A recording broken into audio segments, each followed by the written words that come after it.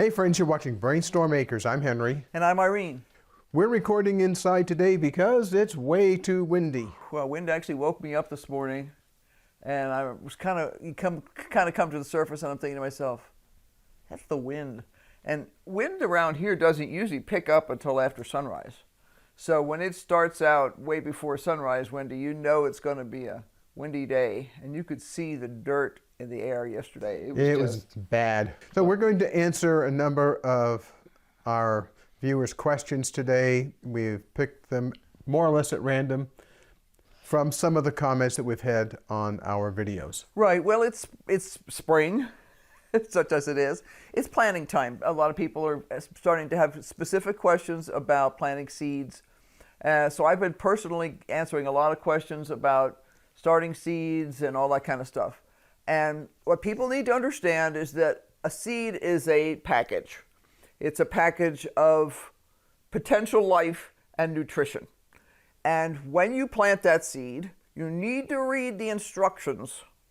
The instructions will say, read the instructions. No, you don't need to read the instructions. We don't need no stinking instructions? Well, no. I'll tell you what, if somebody tells me they didn't read the instructions and they blow the thing up or the plant dies, I have that much sympathy, that much.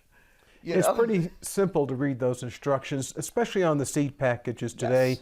They're very, very simple. They're clear, generally speaking, and they give you the essentials of what you need to know. And that's all they're going to give you, is they're going to give you a general essential. But that's all you usually need to know. For instance, this year I grew several types of flowers that needed to be pre-chilled before I planted them. They needed to think, those seeds needed to think, and they do think, if in a sense, because they are experiencing things and they have ways of knowing things that they've gone through winter. Yeah, the technical answer here is there's chemical processes that go in place in the seeds that cause various biological activity that gets it prepared to emerge when spring finally comes. Right. So if you have a seedling, a seed in particular, that requires that. Some of the really hardy, some of them are short-lived perennials, some of them are long-lived perennials that we might want to grow as a basic framework for our garden. Once the seed thinks it's been through winter, then it's ready to sprout when you give it the right stuff. What constitutes stuff? The right temperature range. I'm not going to say heat because some things require relative cool, and the right amount of moisture.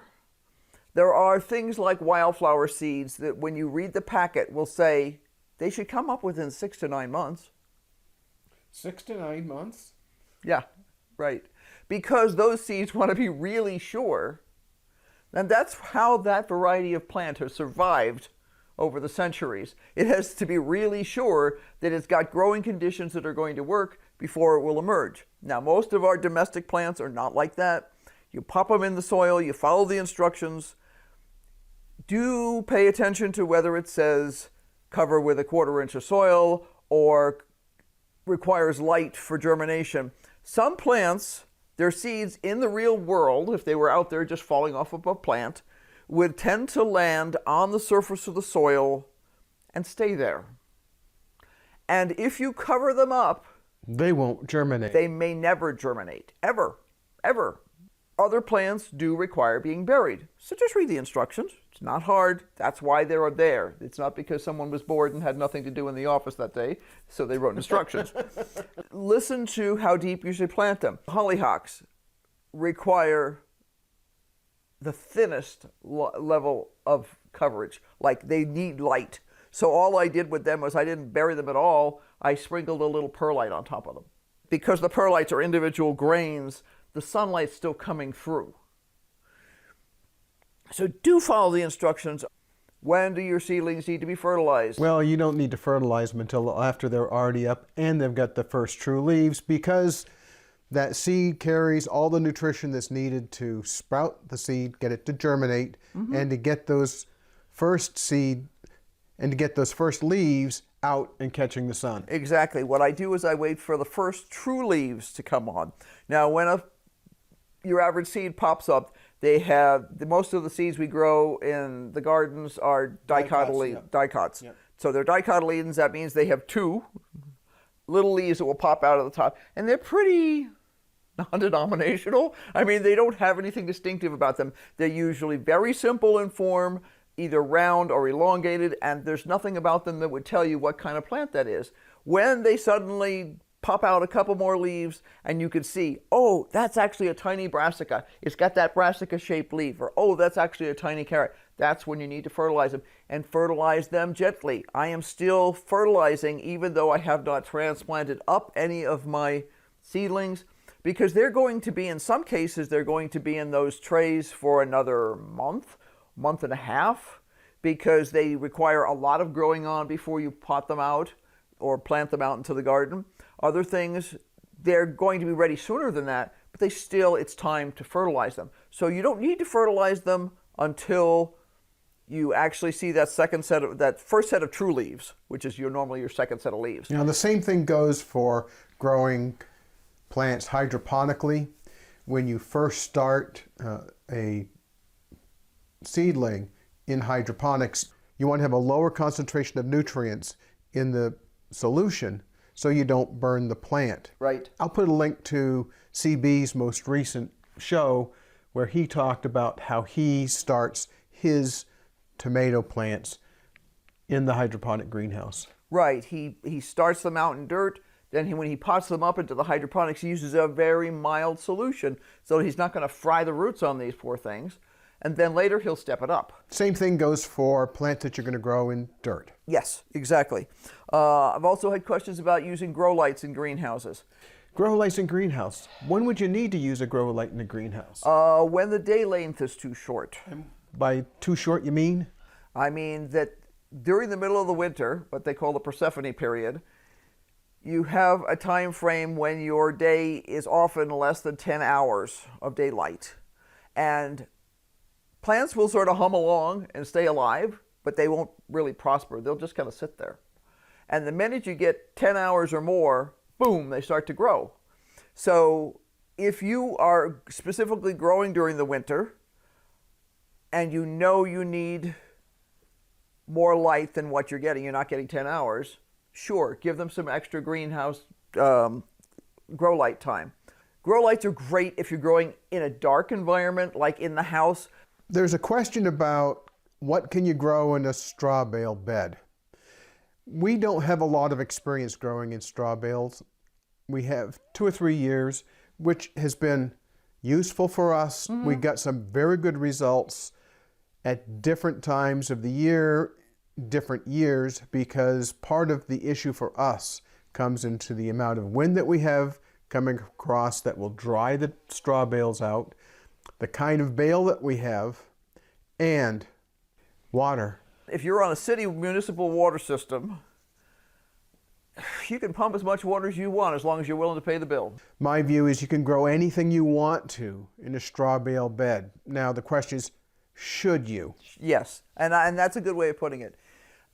I would say grow anything in a straw bale bed that you could grow in a pot. And I'm not just saying a pot, I'm saying a 20 or 30 gallon pot. Anything that you could grow in a 20 or 30 gallon pot, you can grow in a straw bale bed. It's pretty easy. You just condition the straw bale as usual, and then you plant what you're going to plant. We installed, if you watched yesterday's show, Silly man. Silly girl, she hangs around with me. Yeah. We installed a fan. The fan is awesome. Unfortunately, I have instructions that are written in Chinglish. And it's cool because it has dimensional drawings and dimensional specifications, otherwise called engineering drawings, for the fan. And it quite clearly shows that the area that needs to be removed for cutout in a wall, because this fan was intended to go into an interior wall to the outside world, which is effectively what we have in the greenhouse, It's supposed to be 16 inches square plus a little bit. Not much, but a little bit for clearance.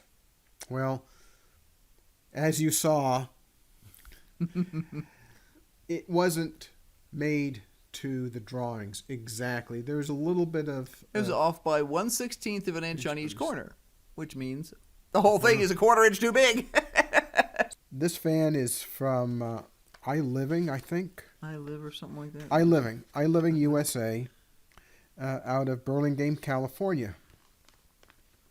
And we bought, actually, Irene found this specific fan ahead of me at least, on the internet, and it is a 16-inch fan. Right, that's what they bill it as, and that's the diameter of the actual of the blades. rotating fans. Right. Now, when I first found it, the one that was available did not have a thermostat, but you could buy the thermostat separately and also a speed controller separately.